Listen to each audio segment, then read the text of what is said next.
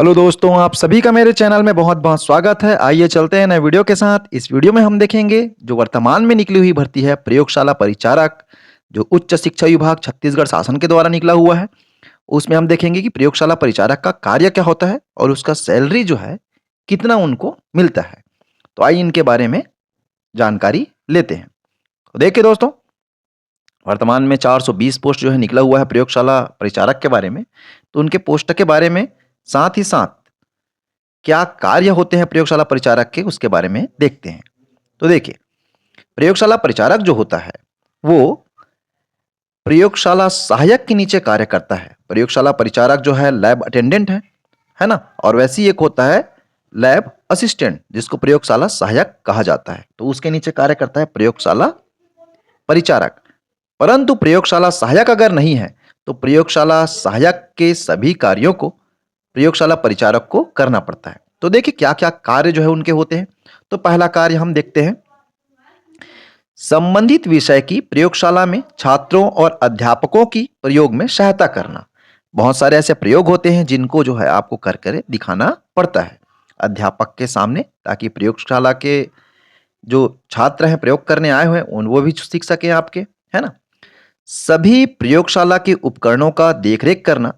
आपको देखरेख करना पड़ता है कि किस प्रकार से जो है प्रयोगशाला के उपकरण जो है रखे गए हैं, किस प्रकार से उनके रखरखाव है, कोई उपकरण बिगड़ा तो नहीं है, सही तरीके से कार्य कर रहा है या नहीं कर रहा है।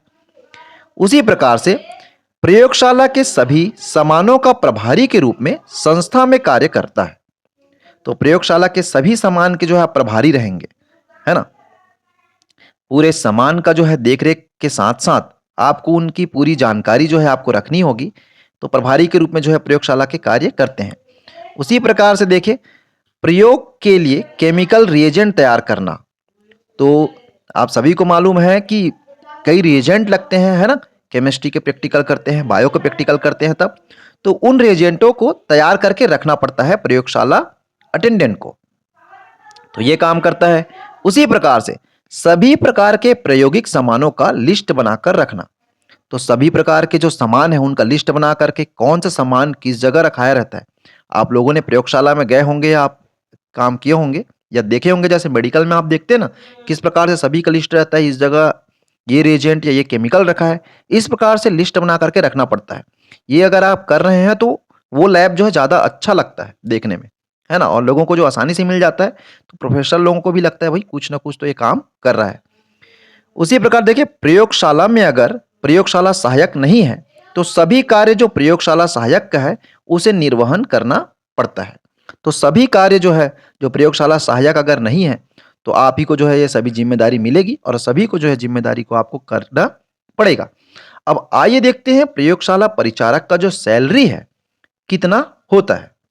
तो प्रयोगशाला परिचारक का जो पोस्ट निकला हुआ है वर्तमान में उच्च शिक्षा विभाग ने 7 पे के अंतर्गत लेवल 3 में रखा गया है ना। और लेवल 3 के अनुसार बेसिक जो होता है वो 18,000 बेसिक होता है। डीए डीए होता है 42% वर्तमान में भी मिल रहा है, 7,560 रुपए होता है। एचआरए जो है गृह भाड़ा भत्ता है और डीए जो होता है वो महंगाई भत्ता है। तो गृह भाड़ा भत्ता जो है 1,080 रुपए वर्तमान में होगा। कि उसी प्रकार से अदर अलावेंस, तो अदर अलावेंस को ट्रेवल अलावेंस भी कहा जाता है, तो ये है 600 रुपए मिलता है। उसी प्रकार से मेडिकल अलावेंस, जिसको जो है क्या बोलते हैं, मेडिकल भत्ता कहा जाता है, जो 200 रुपए होता है। इस प्रकार सभी को मिलाकर के पेमेंट जो है बनता है 27,440 रुपए। परंतु जीपीएफ जीपीएफ जो है आपका प्रत्येक महीना जो है हर सरकारी कर्मचारी का 12% कटता है। तो 2,160 रुपए जो है जीपीएफ कटता है।